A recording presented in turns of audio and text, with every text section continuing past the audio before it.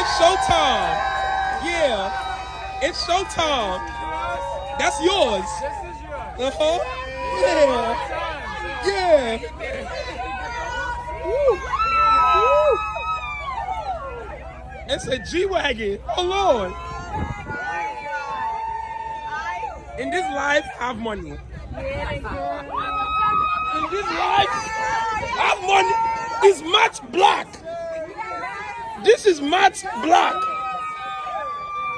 Hey. Hey. I know that's right. And the interior red. And show them, wait, Steven, open the door for them. Open the door for them. Hey, Charlie. Oh. Only the best for your fiance. Only the best for your fiance. It's a fiance, y'all.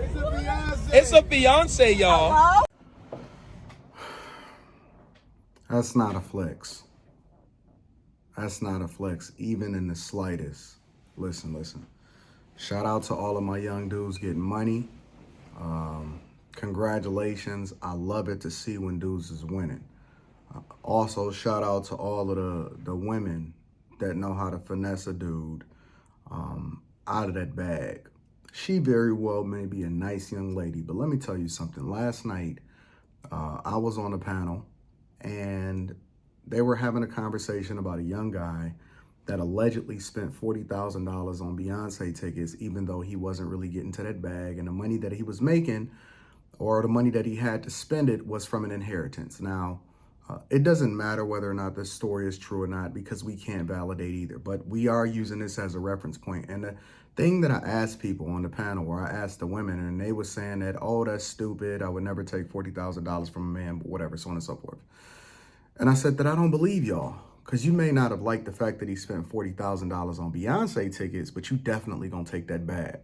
If a guy buys you a car, if he puts it into a house, and then I used a really good example. I said, what if you paid off your student loans, so you ain't got to make that $1,000 payment every single month? Would you take it then? And everybody got quiet. And so women operate based off of the best available option, and they looking at it from a business perspective. And this guy very well may be getting to a bag, but it's a red flag. And it's also a sign that he's probably not really embracing the cultural norms that his parents or the people that came before him is probably trying to teach him, or what older dudes like me probably can give him as far as the game. How you start off is how you have to continue. Now, I know you may be arrogant enough to say, I know I expect to do this for the rest of my life. But most, and when I say most, I'm talking about overwhelming majority of people go through a rough patch. And most people get divorced off of, money, financial problems. And then on top of that, you have nothing to grow into because you already setting bad expectations. And so what is it for her to have to look forward to when you've already established that this is the way in which you're going to be operating within a relationship? You setting bad standards, you setting a bad precedent. If you buying this for the fiance, and I know it's going to be a lot of women, especially in these comments and stuff from this video, because allegedly what's happening is that this was a proposal, which I don't understand why y'all got whole big wedding-like situations for a proposal. It's going to be a lot of women in the comments saying, where's all of the men at like this? And, where's the African men, and so on and so forth. If you're doing this and you bought her a G-Wagon as a fiance, what are you going to do when y'all get married? What are you going to do 2-3 years from now? What are you going to do 4 or 5 years from now? And more important, what has she done to earn what it is that you're buying? See, it's not just about whether or not you can afford it. It's about the precedent that you're setting as far as the expectations in a relationship, right? If you start off bringing her flowers every single day, she gets used to it. And then all of a sudden, the flowers don't mean as much anymore.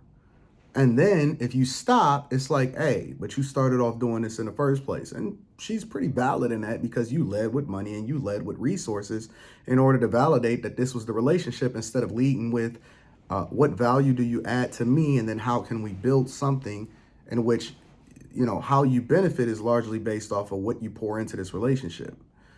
Why should she do anything outside of what the expectation that you set for her, which is nothing, and then you're going to expect for her to do something differently or to change her mind when you literally grooming her from the time that you first proposed to her and you bought her a G-Wagon? It's dumb. It's stupid. If I were single today as a 41-year-old man, I wouldn't in any way, shape, or form take any girl on a big date. I wouldn't buy her a car. I wouldn't get her hair and nails done. I wouldn't do any of that because I'm not trying to set an expectation for what she could expect from me, but she should be setting an expectation as an individual, how she can pour into the relationship and what value she would see in me as a man. As a matter of fact, I would even go so far as to say I wouldn't even talk about what I do for a living, the different forms of resources. I would very much downplay every single thing, all the way into even a possibility of marriage. A whole nother conversation. I would downplay everything that all the way down into the possibility of marriage, because women are looking to retire and get retirement plans from dudes, and dudes are looking to simp out for them, which is completely opposite of what a traditional woman is or what an expectation for what being successfully married means. A lot of people are starting off on the wrong foot, and they cannot imagine or they do not realize that you will not be able to sustain this for the rest of your life, because that's what the vows say, till death do us part. See, this is a young man, I'm guessing that they're in their 20s. And so they got to be together for what, another 70, 80 years? It's a long time. And you already starting off with the G-Wagon? What you going to do? Take her and get her a trip with Jeff Bezos or Elon Musk, Blue Origin, SpaceX into space on the wedding day? And then what? You can't maintain that. You can't sustain that. You can't support that. And you're not giving her anything to look forward to because you've already jumped out the window. And now she has an expectation, which is her norm, that is not going to be conducive for the relationship. Listen, I know y'all think y'all know a lot. I know you think you're doing something and you're paying attention to what's in front of you and trying to impress your friends. And this is why this is the big spectacle. But I would always advise young people, if you decide to get married, because everybody shouldn't get married right away. But if you do decide to get married, A, don't leave with your money. And B, don't spend a lot of money on the marriage. Let them earn it. Let them grow into it. Even with regard to my own wife, right? I didn't really start spending money. Like every 5 years, I decided to upgrade her ring. Right? Been married for 19 years. Every 5 years. When we first got married, and I was making back in the early 2000s, what is it? 2004 is when I wound up getting married. And I was getting a bag. At that time, since I was 18, 19 years old, I was making about $118,000, $120,000 a year. And the ring that we bought each other, like combined, both my ring and her ring, was $300.